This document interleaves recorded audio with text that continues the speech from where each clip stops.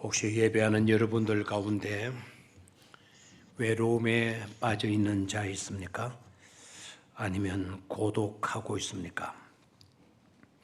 만약에 여러분들 가운데 고독하고 있다면 여러분들은 시인이 되거나 문학 작가가 되거나 예술인이 될 가능성들이 굉장히 많습니다.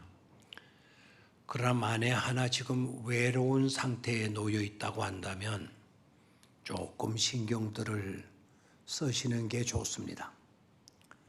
지나친 외로움에 놓이게 되면 심각한 질병을 낳게 되고 그렇게 되면 삶의 리듬이 깨어지게 되는 것이죠. 외로움과 고독이라는 거, 이건 언뜻 보게 되면 비슷한 내용들 같아요. 그렇지만 좀 더 세밀하게 외로움과 고독을 생각하게 된다면 의미를 달리하고 있다는 것을 깨닫게 됩니다. 외로움이란 뭐냐? 외로움이란 타인으로부터의 나 홀로 떨어져 있는 위치적 아니면 장소적 아니면 관계적 소외라고 말할 수가 있습니다. 그런 상태에 우리가 놓이게 될 때 외롭다 이렇게 이야기를 하는 거죠. 자, 그렇다면 고독은 뭘까요? 고독은 내 자신으로부터의 정신적 소외입니다. 일상의 모든 삶에서 내가 나를 소외시키면서 하나님과의 절대적인 관계성 속에 놓이려고 하거나 어떤 낭만파 시인이 된 것처럼 마치도 외투 걸치고 낙엽이 우수수 떨어지는 그 길을 걷거나 하게 되죠. 외로움은 내가 원하지 않은, 내가 선택하지 않은 고독이라고 한다면 고독은 내가 원해서, 내가 필요해서 선택한 외로움이 되겠습니다. 외로움은 사람이 갖는 고통 가운데 아주 무서운 질고에 속한다고 근간 현대의학자들이 그렇게 말하고 있어요.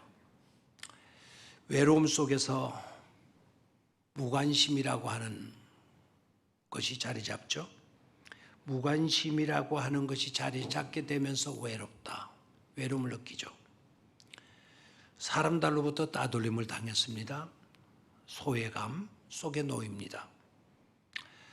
나는 누군가로부터 나는 소외당하고 있어. 그렇다면 역시 난 외롭다라는 것과 연관이 되죠. 허무감이라든지 이런 것에 빠지게 되면 처량한 자신의 모습을 깨닫게 됩니다. 해서 이 외로움은 견디기 힘든 아주 고통스러운 아픔이라고 할 수가 있겠습니다.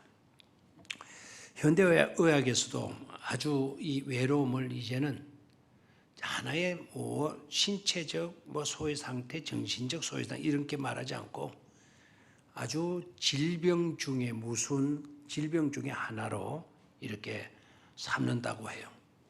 왜냐하면 외로움 때문에 심장마비로 죽어가는 사람들이 너무 많이 일어나고 위궤양을 앓게 되는 사람도 많고 정신병에 걸려서 사람 구실 못하는 경우도 많고 외로움 때문에 사망률도 굉장히 높게 나오기 때문에 결코 간과할 수 없는, 우습게 여길 수 없는 질병 중에 하나라고 여깁니다. 가만히 우리 사회 장면, 사회 속으로 들어가서 봐도 알 수 있듯이 세계적으로 그토록 인기가 높았고 그 인기가 절정에 이르고 그래서 사람들로부터 우상화, 우상같이 여겨졌던 그런 사람들도 이 외로움의 문제를 이기지를 못하고 한 방에 무너지고 마는 케이스들을 많이 보죠. 60년대를 휩쓸었던 여러분, 엘비스 프레슬리 대단한 인물 아닙니까? 이분의 동상까지 세워놓고 지금도 이분의 동상 앞에는 화환 꽃들이 한두 개 와서 있는 게 아니랍니다. 수백 개씩 이분의 동상 앞에 누군가가 갖다 놓는다고 그래요. 그도 외로움을 이기지 못하고 갔다는 겁니다. 엄청난 재벌 같은 분들도, 재벌들도 그 엄청난 재산을 가지고 있으면서도 결국 그 재산으로 외로움의 문제를 극복하지 못하고 죽어간 재벌들도 많죠. 그 중에 대표적인 한 인물을 꼽으라고 한다면 하워드 휴즈라고 하는 재벌가를 우리는 꼽을 수가 있겠습니다. 이분은 엄청난 돈을 가지고 훌륭한 세계 최고의 별장을 짓고 그 별장에 들어가서 살았는데 그 별장에서 외롭다고 쓸쓸히 그의 인생이 무너지고 맙니다. 여러분, 더욱 안타까운 것은 이 땅에 사는 사람 가운데 너나 할 것 없이 한 번도 살아가면서 외로움을 느끼지 않는 사람들, 고독감에 놓이지 않은 사람들은 이 세상 그 어디에도 아무도 없다라는 겁니다. 여러분, 제가 이 말씀을 드리면 여러분 어떻게 생각할지 모르겠어요. 믿으시는지 모르겠습니다. 믿음의 조상 아브라함 외로움을 느꼈을까요? 느끼지 않았을까요? 위대한 지도자 모세는 어땠을까요? 외로움의 순간들이 없었을까요? 하나님의 마음에 합한 자라고 알려져 있는 다윗은 어땠을까요? 복음 전파에 그렇게 열정적이었던 사도 바울은 어땠을까요? 자, 좋습니다. 이분들은 다 사람들입니다. 놀랍게도 이분들도 다 외로움에, 고통에 늪에 빠져서 허우적거리는 때가 있었다는 사실입니다. 자, 그렇다면 예수님은 어떠할까요? 예수님은 우리를 구원하시기 위해서 이 땅에 오신 예수 그리스도, 우리의 질고를 다 하시고 수고하고 무거운 짐진 자들아 다 내게로 오라 내가 너희를 편히 쉬게 하리라고 말씀하셨던 그 주님은 외로움의 때가 없었을까요? 놀랍게도 성경을 보면 예수님도 외로움을 느끼신 때가 있었다는 사실입니다. 이 땅에 사는 인생치고 그 누구도 한 사람도 예외 없이 외로움의 삶을 산 적이 있더라는 거죠. 그렇다면 언제 사람은 외로움을 느끼게 되는가? 어떤 때에 사람은 외로움을 느끼게 되는가? 첫 번째, 사람이 언제 외로움을 느끼게 되는가 하니까 이 통계가 가장 많이 나오는 통계인데요. 사랑하는 사람들이 내 곁을 떠나갈 때입니다. 한번 따라해 보실래요? 사랑하는 사람들이 우리 곁을 떠나갈 때이다. 여러분 경험을 해보셨겠죠, 그죠? 어머니가 그렇게 사랑하다 어머니가 우리 곁을 떠나가게 될 때, 사랑하는 친구가 우리 곁을 떠나가게 될 때, 그때 외로움과 쓸쓸함을 느끼게 되죠.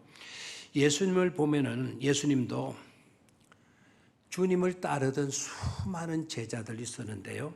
그 수많은 제자들이 하나씩 둘씩 떠나가는 거예요.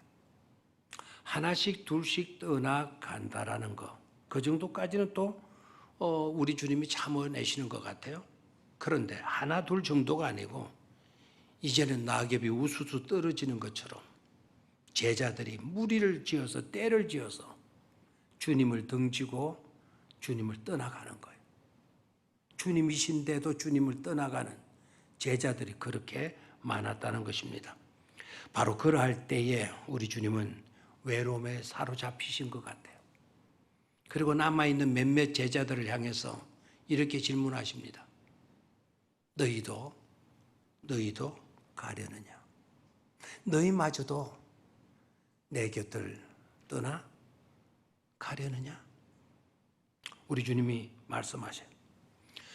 겟세마네 동산에서 우리 주님 홀로 남으셔서 아버지 이 잔을 내게서 옮겨달라고 간청하잖아요. 그 순간에 예수님의 모습을 생각해 보셨나요?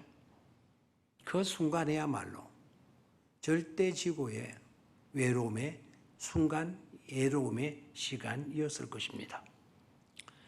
자, 사도 바울은 어땠습니까?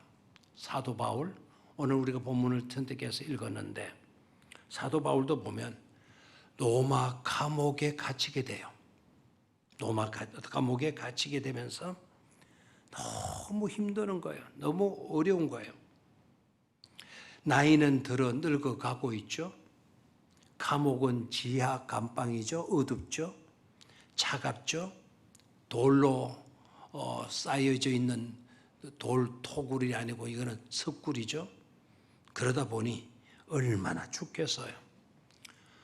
육체적인 추위도 말을 할 수 없을 정도였겠지만 찾아오는 사람 하나도 없으니 정신적 고독, 정신적 외로움도 오죽했겠습니까? 몸부림을 치는 거예요. 그때 바로 그럴 때 바울이 편지를 써요. 그의 영적인 아들 그리고 앞으로 위대한 지도자가 될 디모데에게 편지를 씁니다. 너무 힘들고 외로워서 이렇게 편지를 써요. 사랑하는 내 아들 디모데야, 속히 좀 와달라. 속히 좀 와달라. 애타게 디모데를 찾고 있는 것을 보게 됩니다. 외로움에 몸부림치고 있는 늙은 노 사도의 모습을 우리는 볼 수가 있는 것이죠. 성경을 보면 애초부터 하나님은요, 이 외로움의 문제를 좋지 않게 보셨어요. 창세기를 보면 사람이 혼자 있는 것이 좋지 않게 보시고, 사람이 혼자 있는 것이 좋지 않게 보시고, 여기서 혼자 있는 것이라는 이 히브리어 단어가 불완전한 상태라는 뜻이에요. 사람이 결국 혼자 있게 되면 불완전한 상태에 놓이게 된다는 겁니다. 그래서 불완전한 상태에 불완전한 모습으로 살아가는 그것을 우리 하나님께서도 보시기에 좋지 않게 보셨어요. 아이고 이거 그냥 둬서는 안 되겠다. 그렇게 해서 여러분들이 잘 아시죠? 돕는 배필로 여자를 만들어 주시잖아요. 그래서 이때부터 사람은 나와 너라고 하는, 너와 나라고 하는 관계적 존재로 살아가게 된 것이죠. 그래서 이 관계가 굉장히 중요합니다.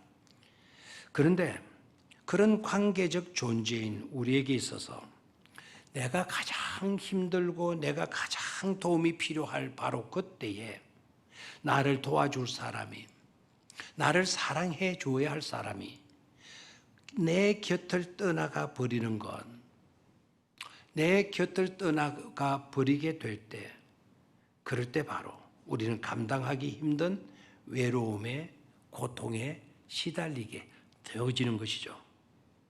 언제 우리는 외로움에 빠지게 되는가? 사랑하는 사람이, 내가 절실히 도움이 필요한 그때에 나를 도와야 할 사람이, 나와 함께 해줘야 할 사람이, 나를 사랑해 줘야 할 사람이 우리 곁을 떠나가게 될 때 외로움을 느끼게 된다. 두 번째, 언제 우리가 외로움을 느끼게 되나? 나에게 해를 끼치는 사람, 나를 괴롭히고 나를 해를 끼치는 사람, 그런 사람들이 내 주변에 덕실거리게 될 때입니다. 자, 디모데후서 4장 14절로 15절을 보겠는데 사도 바울의 고백 속에 어떤 내용이 나오고 있는가를 한번 살펴보도록 하죠. 시작. 구리 세공업자 알렉산더가 내게 해를 많이 입혔으며 주께서 그 행한 대로 그에게 갚으시리니 15절. 너도 그를 주의하라. 그가 우리 말을 심히 대적하였느니라. 나를 도와야 할 사람들을 다 도망가게 만들어버리는 거예요. 그리고 항상 자기가 전한 말, 설교한 말을 꼬투리 물고 거기다 이를 달고 거기다가 그 설교한 내용을 다 비판하고 불평하고 하게 되니까 사도 바울이 굉장히 힘들어진 것이죠. 그래서 구리 세공업자 알렉산더 같은 사람들 때문에 그런 사람들이 내 주변에 깔려 있는 거예요.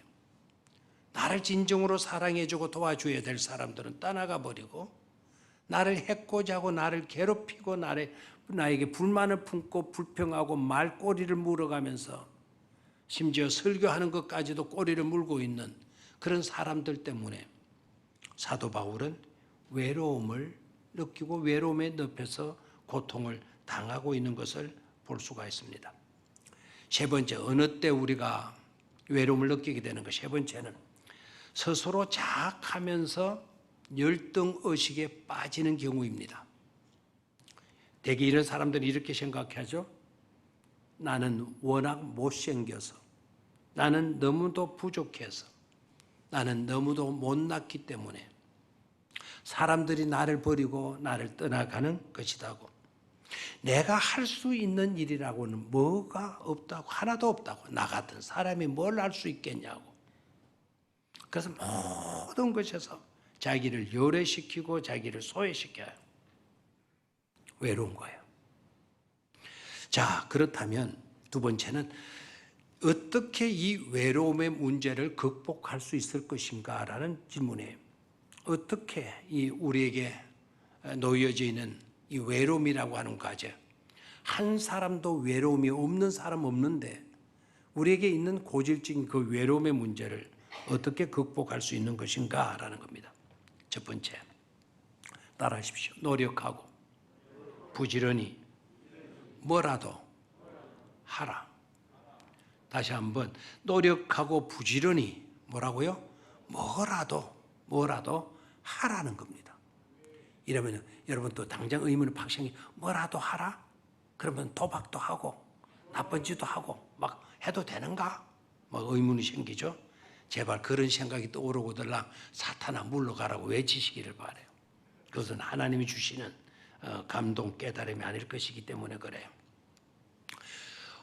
월남전이 끝났는데요. 월남전 때에 미군들이 그 월남 전투에 실패하고 패배하고 월명군들에게 포로로 끌려갔어요. 포로 수용소에 지내게 되는데 그 포로 수용소, 미군 포로 수용소에서 있었던 에피소드예요. 그 포로 수용소에 갇혀 있던 미군 포로들 중에 어떤 포로는 그 포로 생활을 하면서 나무 막대기에다가 줄을 묶고 위에다 묶고 아래 또 줄을 묶고 몇 줄을 묶어 가지고 그거를 두드리는 거예요. 그 줄을 묶어 가지고. 뭐 이건 기타라고 말할 수도 없죠. 장난감 중에서도 이건 뭐 완전 뭐 수준 이하의 형편없는 장난감 아니겠어요? 근데 그런 장난감 기타를 뭐 만들어 가지고 계속 그거를 두드리더니 석방 후에 훌륭한 기타리스트가 되어져 가지고 어떤 연주가 있을 때마다 이분이 초청되어서 연주를 하는 사람이 되었다는 겁니다. 다른 포로 중 한 사람은 무의미한 감옥 생활을 하면서 그냥 지내지 않고 이 사람은 그냥 막 자나깨나 그냥 막 팔굽혀펴기를 했대요. 제마처럼 막 팔굽혀펴기를 하더니 석방 후에 때마침 팔굽혀펴기 대회가 있어서 그 팔굽혀펴기 대회에 나가서 무려 4,500번, 아무도 안 놀래네요. 안 놀라는 이유가 있어요. 안 해봐서 몰라서 그런 거예요. 무려 4,500번 신기록을 달성을 하고 우승을 하였다는 겁니다. 공군 대령도 포로가 되어서 수용소에 수용되어져 있었는 모양인데 공군 대령 조지 홀시라고 하는 이분은 길바닥에 그 늘려져 있는 나뭇가지 하나 주워 가지고 그 감방 생활하면서 포로 수용소에서 생활하면서 계속 그 나뭇가지를 흔드는 연습을 했대. 휘두르는 연습을 하더니 몇 년 뒤에 석방이 되어졌을 때 뉴 올리언스 골프 토너먼트에 나가가지고 우승을 하였다는 겁니다.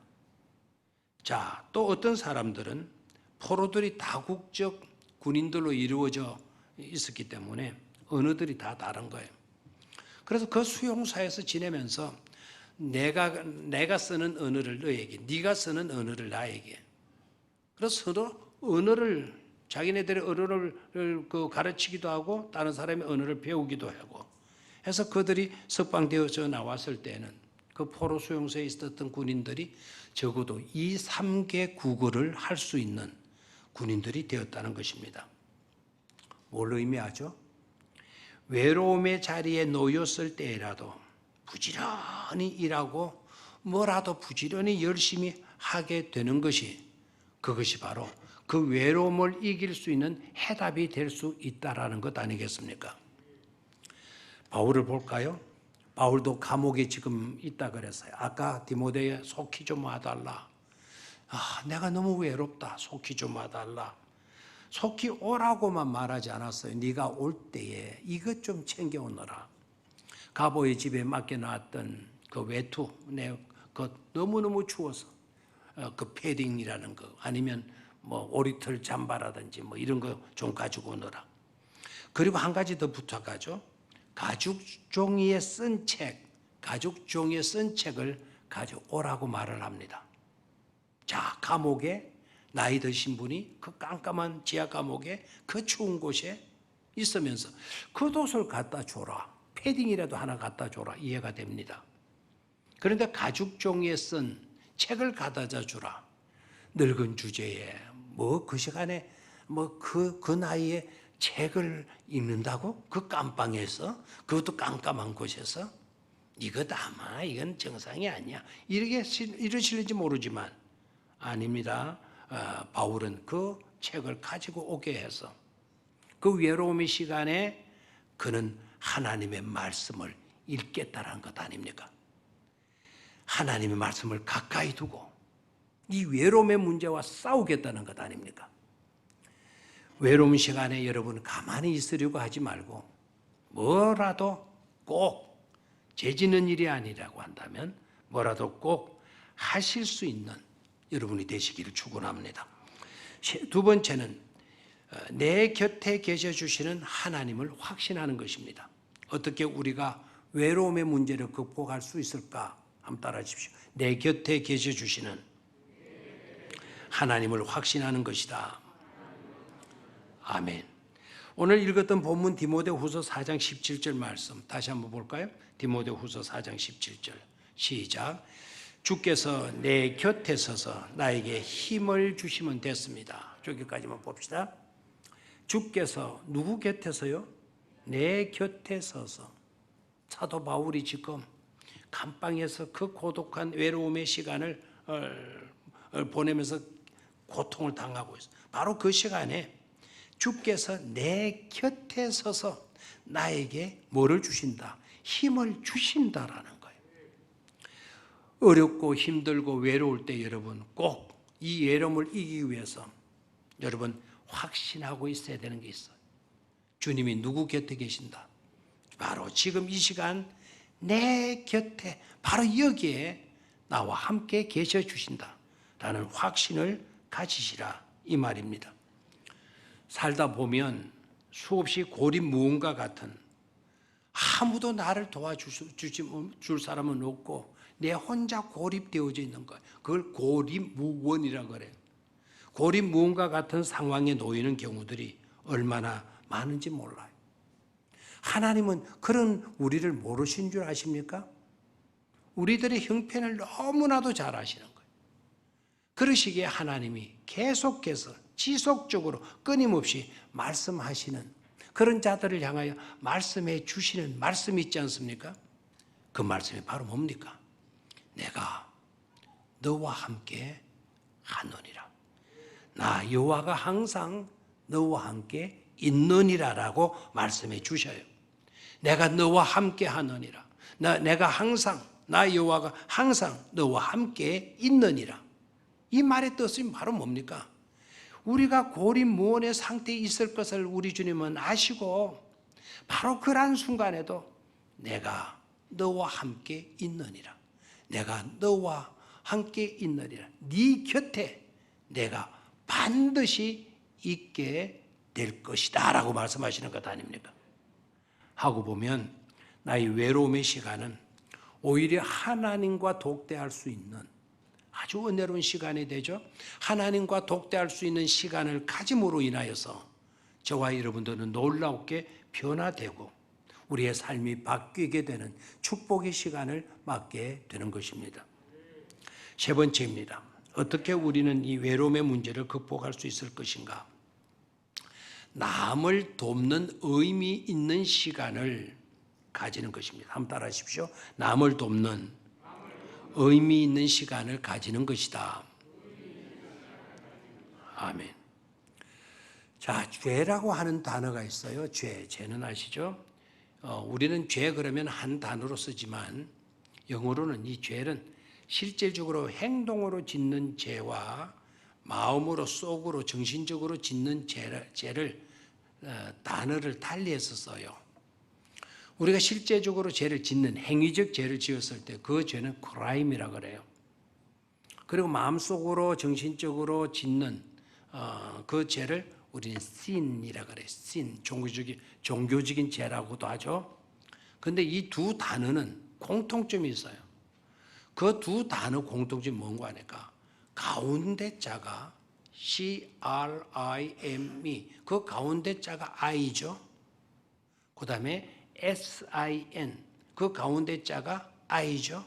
그 I는 어린 아이를 말하지 않고 I, my, me 나는. 그런데 죄라는 건 바로 뭐냐? 행위로 짓는 죄익은 정신적으로 종교적으로 짓는 죄익은 간에 그 중심에 내가 놓이게 되는 것입니다. 내가 놓이게 되어서 하나님이 아닌 내가 중심이 되어져 가지고 내 뜻대로 내 마음대로 하려고 하는 데서 죄가 발생되는 거예요. 그리고 나 중심의 삶으로 살기 때문에 왜 나중에 가는 언젠가는 외로움과 공허감과 허무감과 헛달감에 빠지고 만다라는 것입니다. 그래서 여러분 이 죄라고 하는 나가 중심이 되는 이것을 삼가 경계하지 않으면 안 돼요. 여러분 혹시 국민일보 보시는 분들 바로 그저께 국민일보에 나온 기사인데 11월 9일 금요일자에 나온 그 미션란에 나와 있는 전 페이지에 나와 있는 기사를 보셨을 생각을 해요. 그 기사는 어떤 내용을 담고 있었는가 하니까 지금 지구상에서 가장 빨리 퍼지고 있는 종교, 지구상에서 지금 가장 빨리 퍼지고 있는 종교가 뭐냐라는 거예요.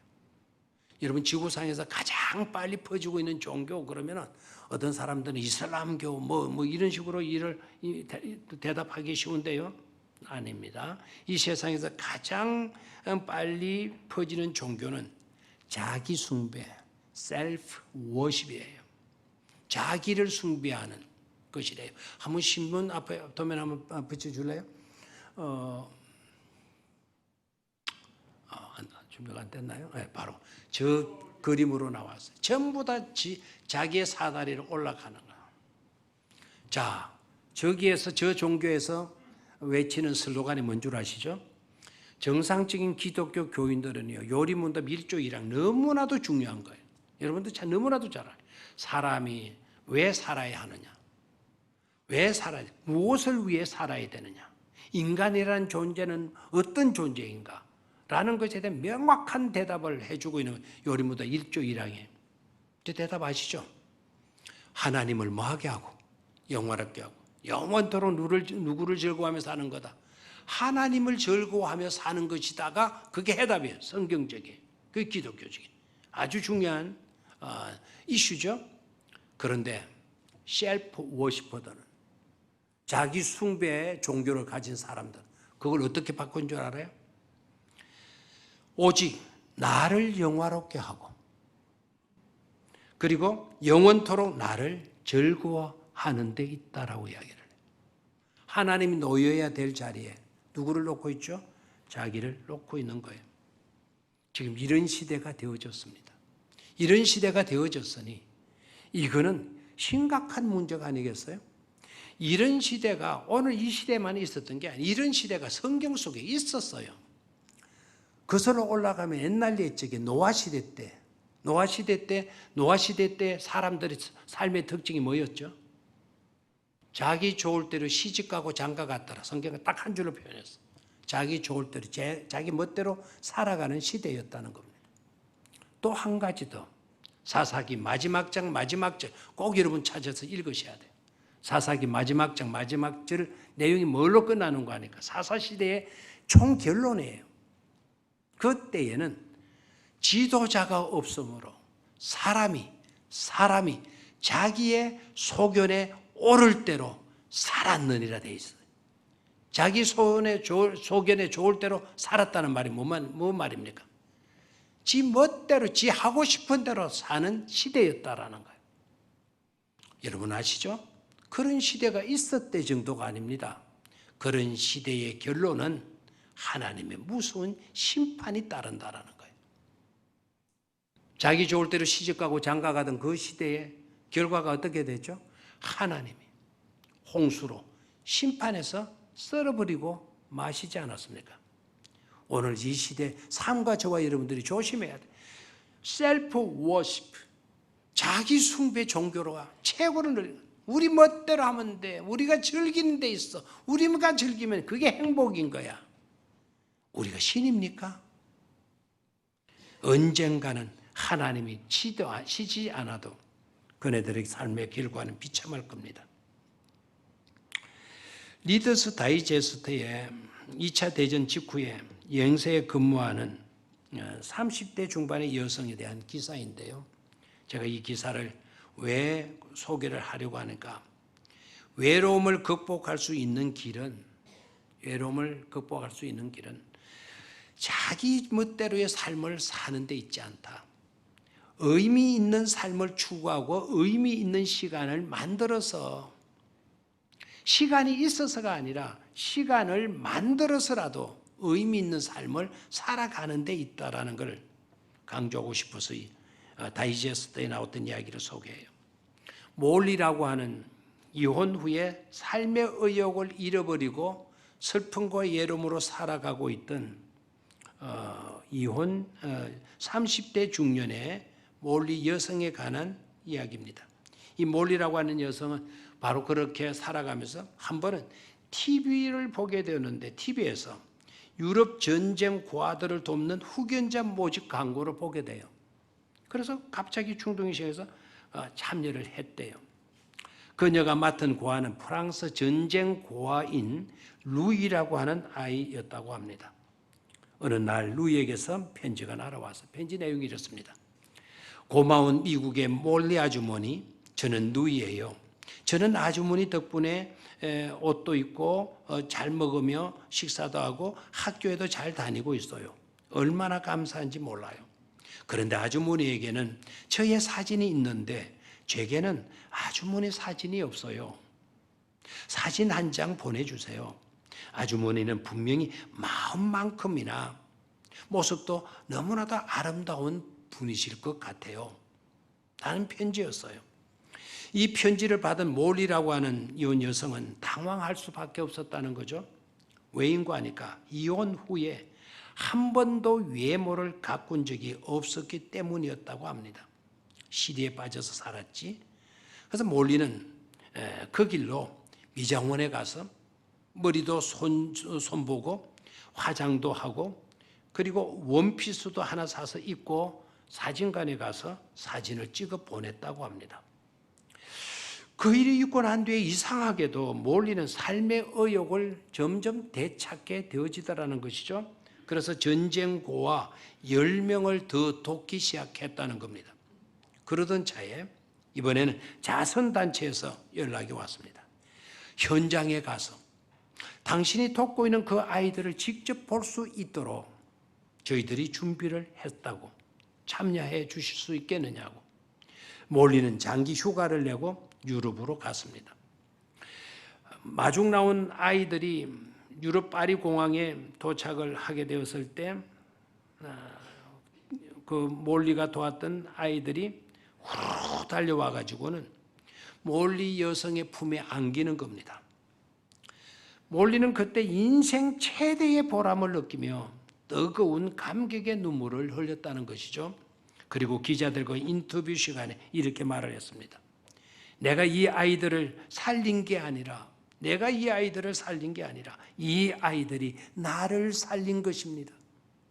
시리에 빠져 살던 내 인생을 이렇게 멋진 인생으로 바꾸어준 것은 바로 이 아이들을 돕기 시작했기 때문입니다.